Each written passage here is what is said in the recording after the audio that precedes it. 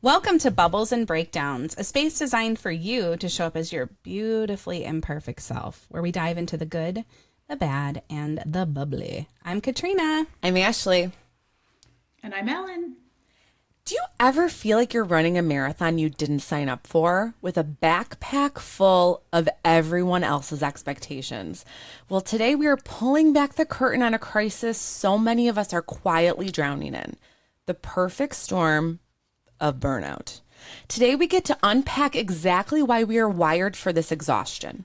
But it's not just in our heads, it's in our changing biology during these middle third years, leaving us running on empty in a modern workspace that has completely fractured. If you're living on autopilot, bouncing from one fire to the next, this episode is your permission slip to stop surviving and start fighting for your calm. We're sharing personal rock bottom moments. There may be a lot of those. Raw career realities and some practical tools you can use to compartmentalize your work, change your frequency, and just reclaim your peace. Yes, let's do that. I love this. This is so exciting. We are thrilled to be joined by Ellen Meyer today. She is a strategist, coach, and self-described professional hype woman for working women and executive leaders. You'll see, guys, she cuts through the noise of standard corporate coach speak with her depth, definitely humor, and zero script.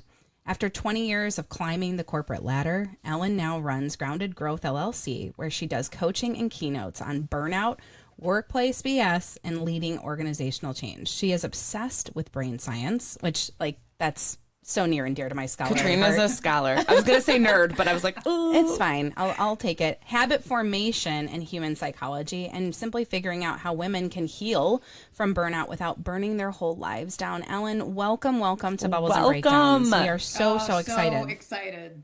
I'm so thrilled to be with you guys, seriously. Oh, wonderful. And just this whole burnout culture is running rampant in the corporate world. I can raise my hand high that I have experienced this very near term. Same. Ashley has experienced this. And that's why having you on, who have really dedicated time, effort, and research to what's going on with burnout. Why is this happening? And that's a great place for us to start, right, Ashley? Absolutely. Yeah. We want to say, Ellen, tell us about burnout and what you've learned, and impart some wisdom on this group of individuals. What's the why? Yeah, I'm really glad we're talking about it. Although, to be honest, everyone's talking about burnout, but the numbers are still getting worse. And so that's kind of a sobering thing that really did prompt me to really understand it better. So why? Okay.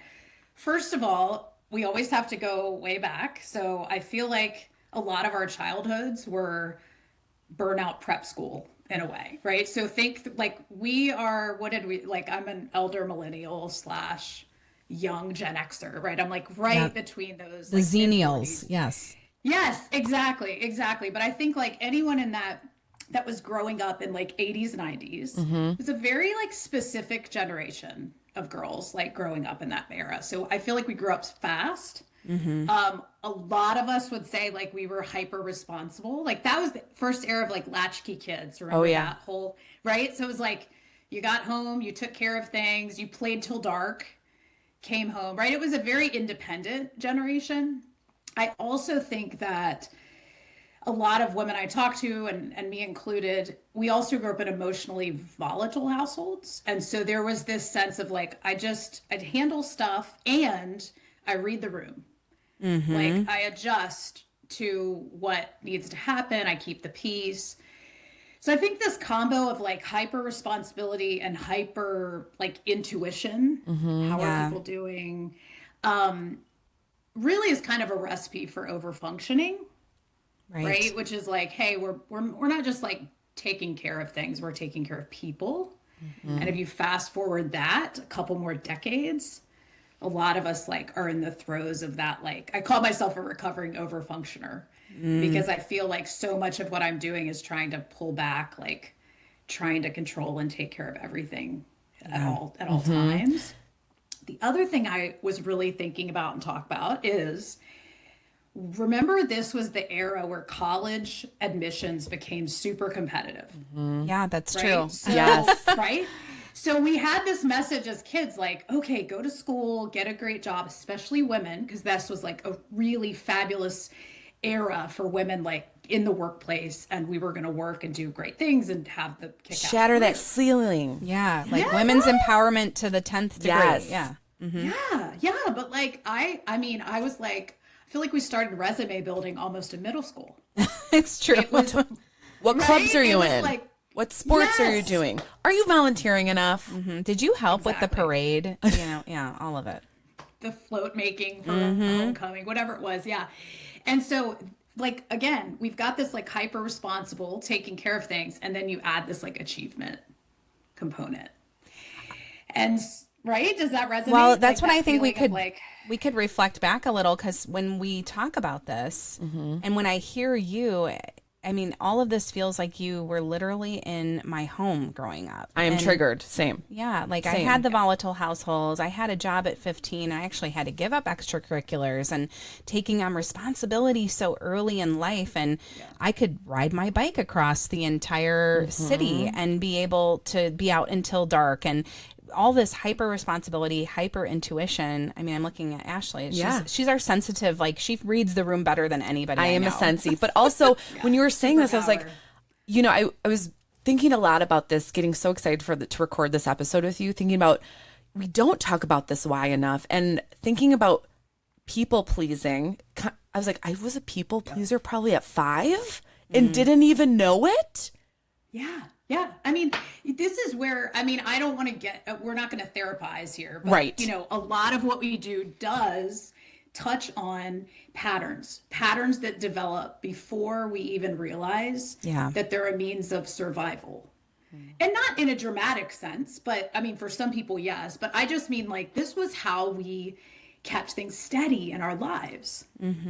And so there is this sense of like, wow, there's all these patterns that develop when we're young. And by the way, then we get the job and we are rewarded for being so good at handling so many things, at keeping, like, part of your superpower, Ashley, of like reading people is like, you're probably a kick-ass manager, right? Because you can keep everybody steady. And so then the workplace like really rewards these traits, and in a great way. I mean, again, these are like part of what make us really, they're powerful strengths.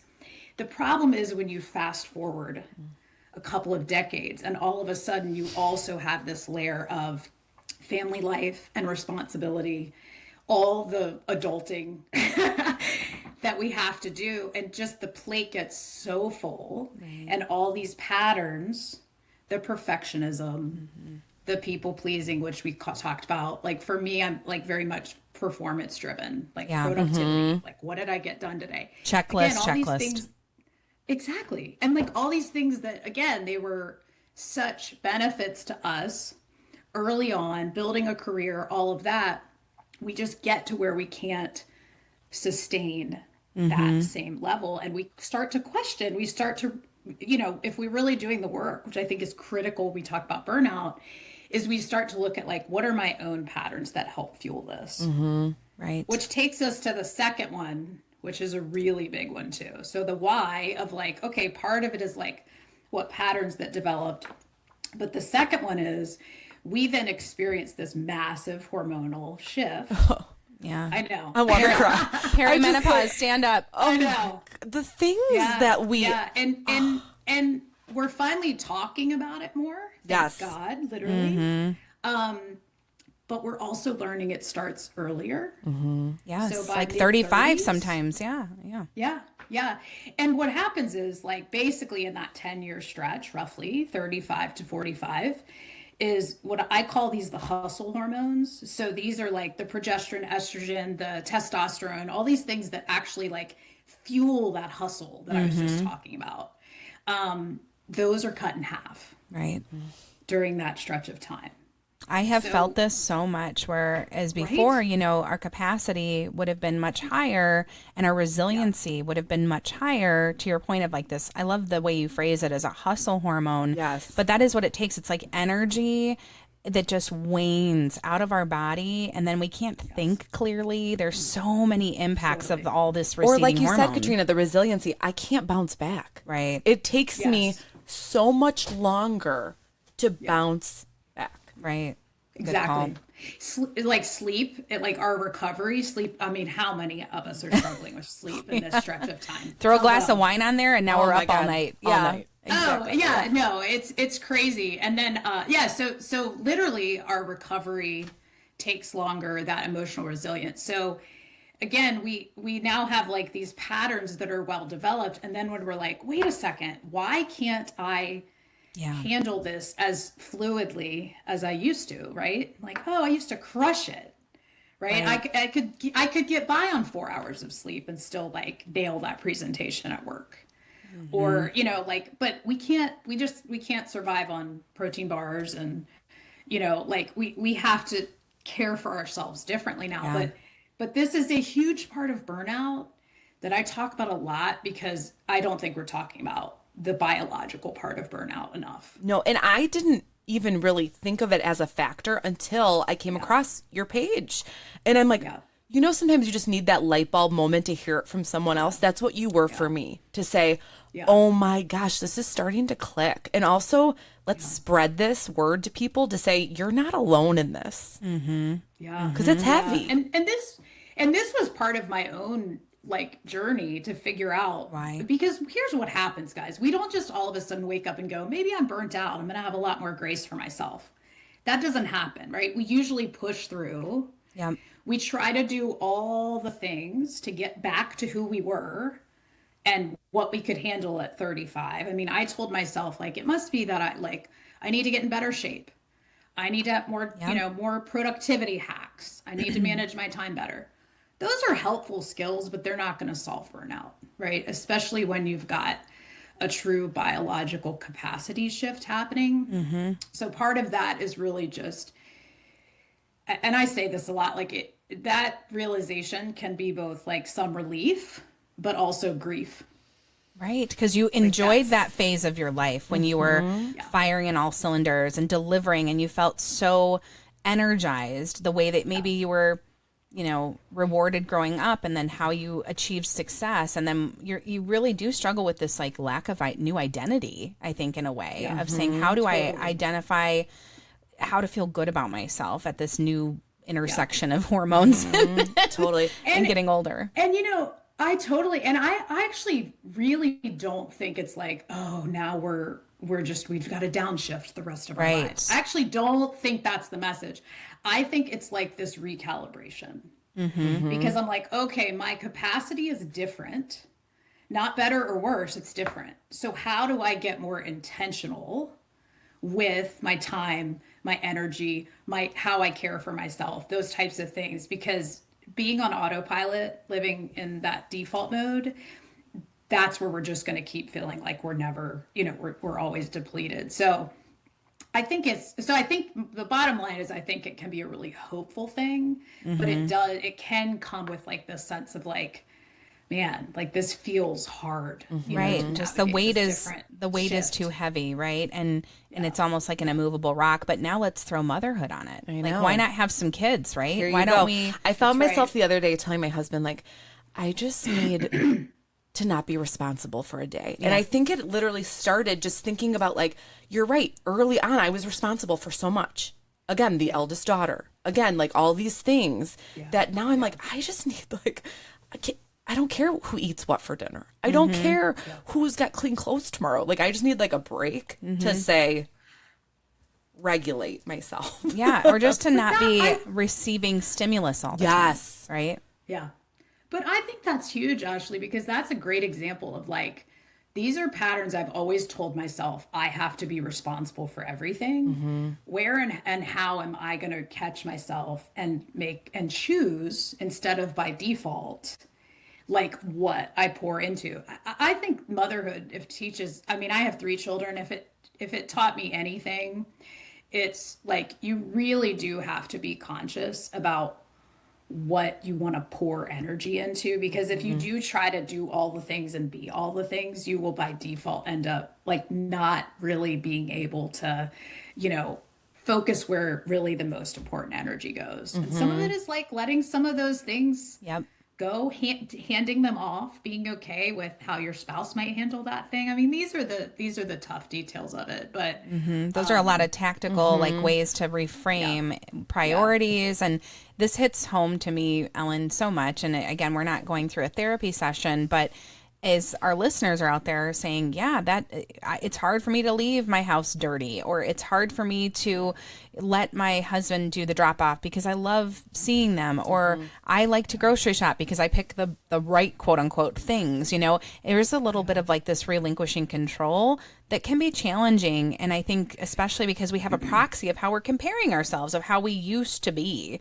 And so it's like this whole calibration. I love that word. And it's a really good call to action to say, you know, don't throw out all these things you love about yourself, but calibrate and maybe right size for where we are in our lives. I love the way you frame that. And the next thing that we wanted to talk about that, you know, so there's kind of like this, how we're raised, the biology, and then, you know, add motherhood if that's a choice for people to have children. But then there's this whole landscape of career life and work that looks vastly different and that we've experienced 100%. A huge evolution, especially post the pandemic, right? Oh, yeah. So we'd love to get your perspective on what you uncovered and unearthed about this. Yeah, that is the third thing, because you've got sort of these internal dynamics, but then you put that into this landscape of the future of work and the world of work, like dramatically changing. Right. So we've got the internal components of burnout, but I was even thinking back to the start of my career and like getting my first, this is how old I feel, like it was a BlackBerry was like my first. Oh yeah, I had it. I returned that thing. I hated BBMs. it so much. It was awful. It was horrible. Like, who made this up? You gotta... I know, but you got a work phone, yeah, right? And it was like, okay, well, yeah, you occasionally used it. But if you think we went from that maybe, 15 years ago to now, like our work is literally with us constantly. It's true. It's in our pocket. Constantly. Yep. Yeah. So we cannot understate like the impact of like technology and that sense of always being on. Even if you're not on the device and on the email, our brains have lost that demarcation between work and home. And just like you said, COVID really just, all of it collided. Yeah. I always say with smartphones. We were working in our bedrooms. Right. Yes. And I still am. You know, my standing desk is in my bedroom, and there's no more disentangling or separation between my worlds. And I always say with the smartphones, it's like we're walking around with the entire world in our pocket. And, you know, it takes like a cognizant effort to remove that device from our reachable grasp. You know, it's just always there. And even if you can do that physically, there's work to be done to actually like really retrain your brain of like, no, this time right now is actually my home time, my family time, because it's so easy to like, I could put the device in the next room, but I'm like ruminating about the meeting or worried about how Monday's going to go and the pitch I'm doing, whatever the thing is. So I think there's both like the time or the like physical space boundary, but also how are we kind of creating boundaries around like our energy of how we're thinking about it. That's hard. It's really hard because again, go back to all those ways that we thrived. Right. Was being on top of everything.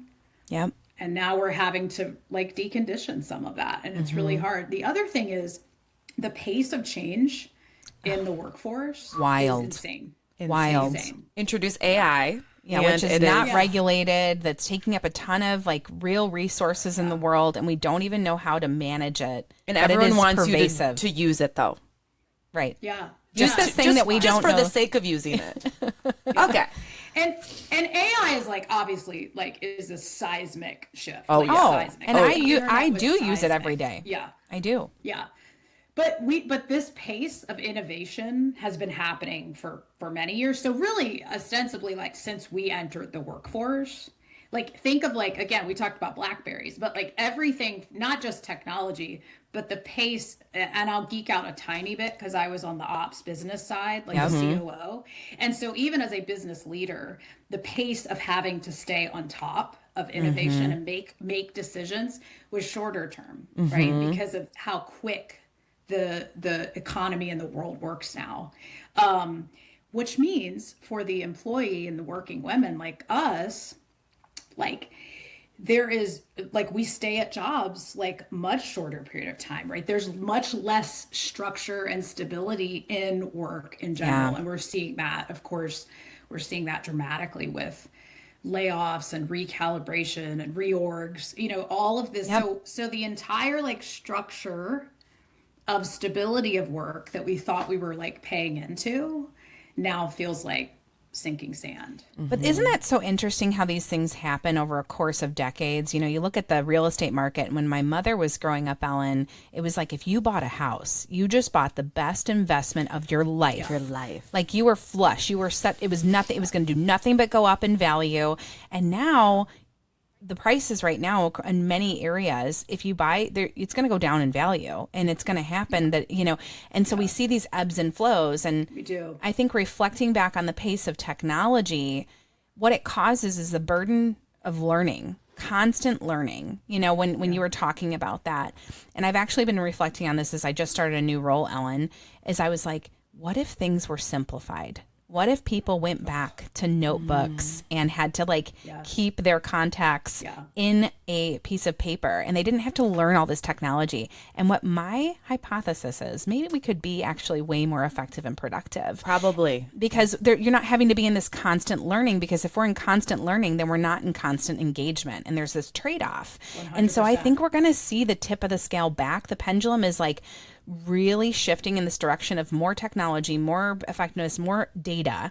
And I think we're going to start going hermit crab back and recede back into our old ways. Fingers crossed. I don't know. I was going to say, I love like a countercultural take. So I would love if that happens. I do think person to person within teams, within like relationships, I think we're seeing this. I think people are desperate for community. Oh yeah. 100%. I think that's the other thing. Like, I think there are lots of perks to being remote, especially as working moms, but it is very hard to have genuine camaraderie and community in the same way. Like, I have a lot of nostalgia for like early in my career. Like, I was in finance, like you were like with a bunch of young people, like analysts, like we were like figuring it out and ordering pizza and staying late. Like, there was a fun. camaraderie. Yeah. It was fun. And and I think a lot of just the way that we work now, we're geographically spread out. Yep. I think work's a lot more transactional than relational in a lot of ways. And so especially like how we're wired, like part of why we probably enjoy work is like interacting with people and engaging with people, for better or worse. I mean, there are certainly downsides. Right. The hardest part of work is also the people usually. Agree. But I think that's a whole different shift in like how work looks. Totally. And I, before I left corporate America, I was an employer brand. So my job was connecting employees with their purpose. And it's hard, especially in the remote world, to build this connection. And I think we're just going to, it's tough, but you're right. Companies also have changed. Right. But I will say, drastically. Yeah. I love, Ellen, that you indicated it's by person, it's by team, it's by leader. And when I had the opportunity in my last role to lead a larger field team, we really were hyper live interaction, also because the nature of the job that they had.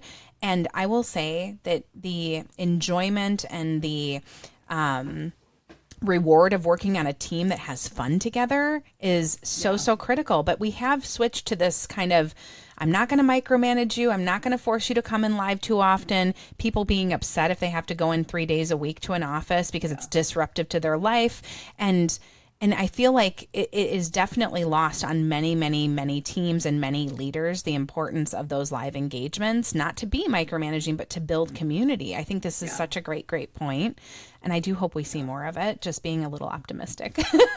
Yeah, I love that. No, I love that. I'm curious how you see it, Katrina, though, because you're still in the working world, and it's critical that we have women that, I mean, my whole thesis is like, we need women at every seat at the table. Like we need women at every table. Yeah. And yet so many of us are burning out. And the prevailing message right now is like, just quit and do your own thing. And I think that's good for a lot of people. But if I really play that out, what happens? We leave a lot of holes where we need to be in the room making decisions. So I think it's like it's a really critical point, I think, for what's happening and how women sort of find their role in this completely evolved work life. You know what I mean? Well, and not to unveil too many personal details, obviously this podcast is completely separate from my career and work, but we just elected our first ever female CEO for a very large organization, and we have high representation of females.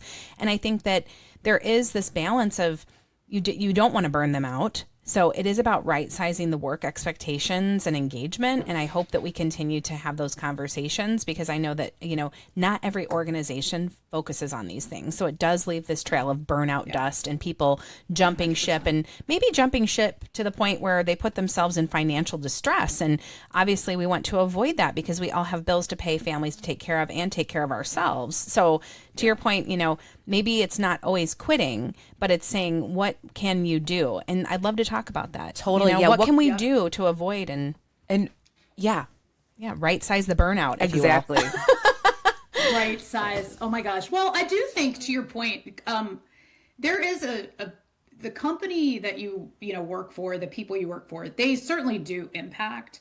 But I think we have to look at our own contribution to burnout. Yeah. Because so much, this was my journey. Like I had lots of excuses for so I did, the corporate grind, just like so many of us, for 20 years. And I loved a lot of it. I loved the strategy. I certainly loved the paycheck. I loved the title. Like, I loved a lot of components of it. And then, like so many of us, like, stuff goes sideways. Right. Leadership it just shifted, and it was really hard, and it would have been very easy. Well, I'll be honest. Initially, I did want to blame everybody, right? Like the difficult CEO, the changing dynamics, all of it. Right. But when I really got honest with myself, there was a lot of my own contribution to my own burnout. And so I couldn't expect they'd one day wake up and be like, oh wait, maybe we need to like help her have boundaries. No, that was my part to kind of contribute to. So I think that's part of it, is how do we kind of get honest about those patterns and what we need to work on. But yeah, so let's see. So tell me your question. Where do we start? So because I have many thoughts. Oh, I can tell. And I just have to plug, if we're here at this stage where, 30-ish minutes almost into this podcast, and if it's resonating really, really high to our listeners, Ellen, you do have an opportunity for coaching and support, and you've got some great resources, which we'll highlight at the end. So I just want to say, this is just that sweep of very high level. So even though this feels somewhat deep, there's so many areas, to your point, Ellen, but I'm thinking basic ways to start. We talked with you when we first met about fighting for calm, and maybe we can start there and just kind of frame that up of what that even means to fight for calm. Yeah, we talked about technology. We talked about the pace of business. Kids, hello. That is they are not calm. Nope. They're not calm. And again, if we look back at we've always been striving and thriving. Yeah. Yep. However, especially this newfound hormonal shift, our bodies and our nervous systems are desperate for silence and stillness. Agree. Which I don't know about you, that freaks me out. Same. I'm because as soon as I remember trying to meditate, because of course we all have had that, and I'm 3 seconds in, I'm and you're doing a to-do list, and you're I'm I gotta put a podcast on when I'm doing the dishes. I'm if they look at me and I don't have a head or earbud in my ear, something's wrong. Something's up. Yeah. So I'm not gonna say start some streak of meditation, but there is this sense of we are actually missing and actively negotiating against some of our body's basic needs. So when I start with women, they want to talk often about work and all of that, which I'm all in. I help women navigate tough work situations, career decisions, and burnout. But I will often always go back to, okay, how are you supporting your body's basic human needs? Because the reality is the first things to go when we're stressed are what? Sleep, exercise, exercise, taking a walk, Diet. going outside, getting some sunshine, proper meals, right? Like I'm stressed, I'm busy, I'm just like grabbing, Goldfish. almonds up. Perfect. Yeah. So Kids' leftovers. And then of course the idea isn't that we then like do a Beachbody routine and start meal prepping. Like I'm that person that will over engineer a solution I can never stick with. Right.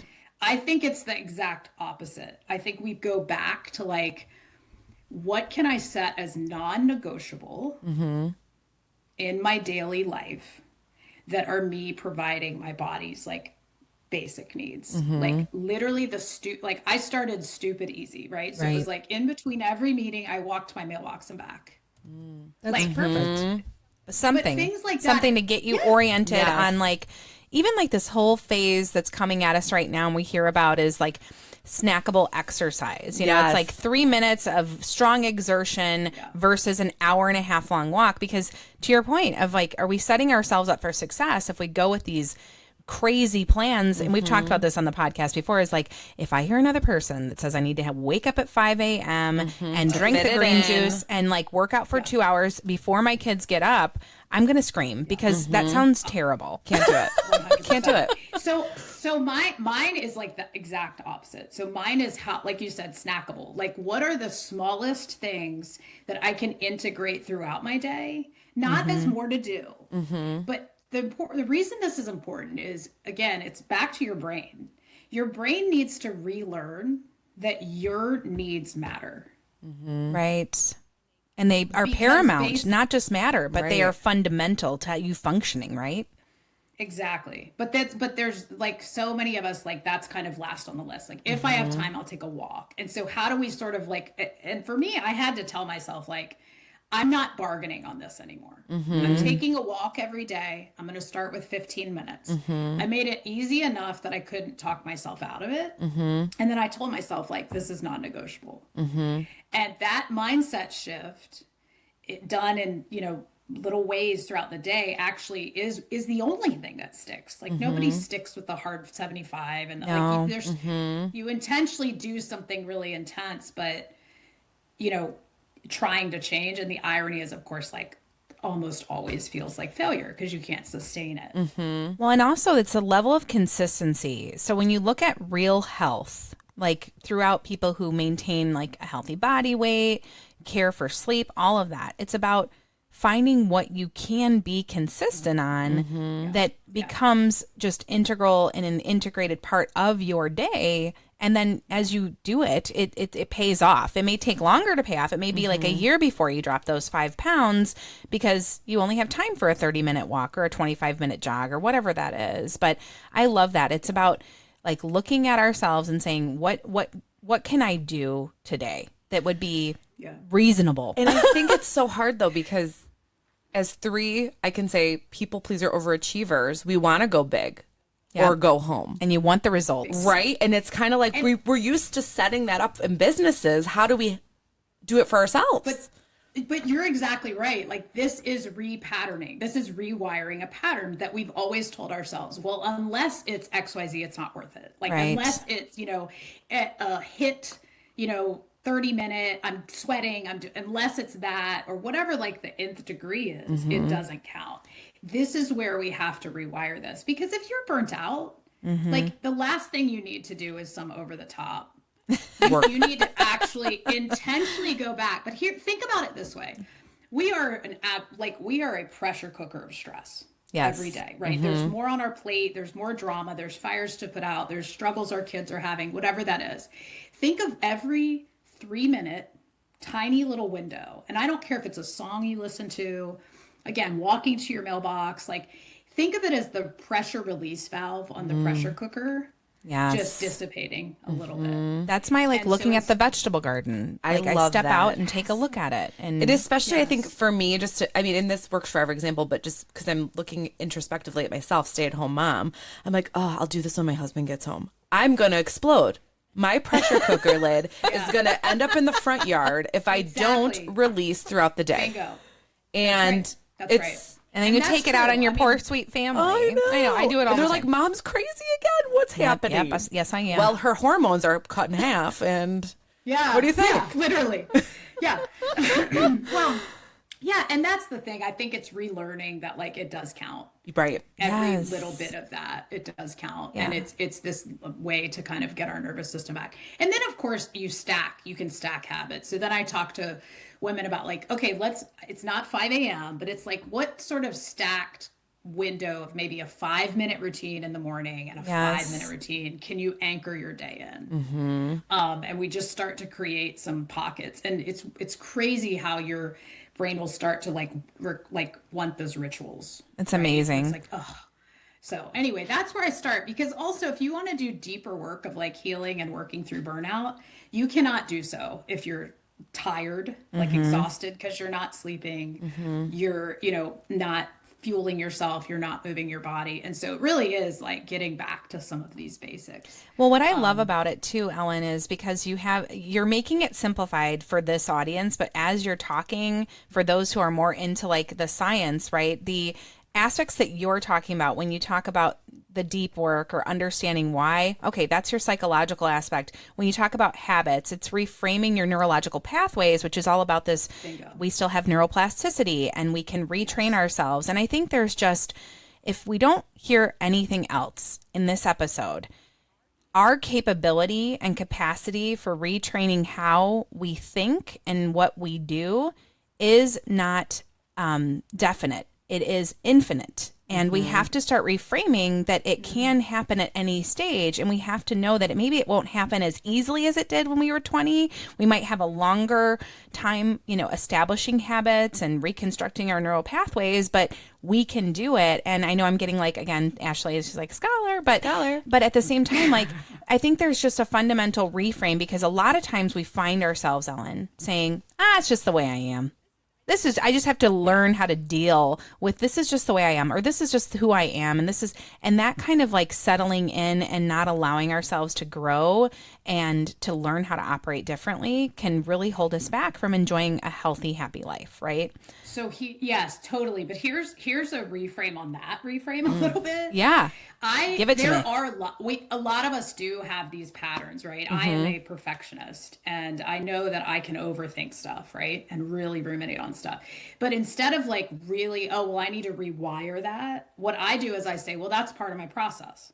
Oh, I love that. I integrate it, right? Yes. I integrate it. So I know I'm going to like start, and part of it is I'm going to want to sit in this place of retooling, rethinking. And if I can like accept that and move through it more quickly, then that's a win for me, versus like, if like Ashley, you resonated as being a people pleaser. That actually can be like a wonderfully beautiful thing, right? I love the people in my life. I receive the rewards of this. Don't stop. No. I love gifting. So it's not about like rewiring the parts of that. Own them. Right. It's about what is the part where I catch myself? Okay, part of my process is I'm going to want to overextend or overgive or I'm not going to want to speak up for myself. So how do I see that as, okay, I moved through this process. This is now the point. I want to change this or say something differently or really investigate it, versus, because I think when we think about like patterns and burnout, we can also go to the sense of wanting to like, well, I've got to overhaul everything. This is what people, Ashley, I love what you said. Like, I just like to not have responsibility. I felt that way. Holy crap. As a corporate exec, I was like, if I could not have the pressure anymore, Eject button. I would like eject button, but I couldn't. I was the breadwinner. Right. And then that makes then it's like this obligation on top of burnout that can also be exhausting. Well, right? and I think too, like we always talk about this age, we're starting to accept who we are. So I love how you're saying that too, Ellen. Like, your patterns. We want to alter them, but you also have to live through them, because I think then you start to feel bad about it or chastise yourself. Exactly. And then you can't get out. Yeah. That's right. That is exactly right. I'm fangirling you, because literally that is what people will say. Like, I hate this part of me. Yeah. Rejecting it. And exactly. And the more you reject it, the more like it becomes a whole thing, right? Instead of like, actually, how do we just integrate that as part of the process? The reason the word process is helpful is because it shows that's a temporary step as you move through something. So we're not rejecting it. We're just going, yep. And I'll even say like, I'm like, oh, here I go again. Yeah. I love it. And how loving Here I that go phrase again. is. Totally. Oh, here I am being myself. Oh, Scentsy Here I here. go again.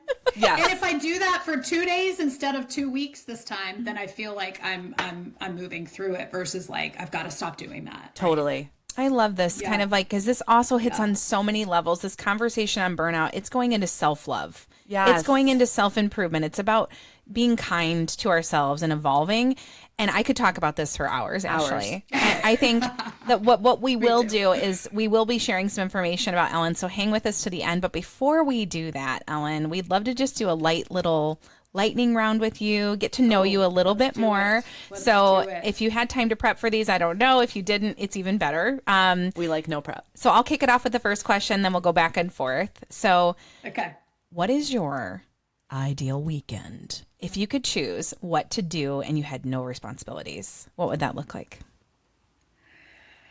Okay. I was like, I should say time with my husband.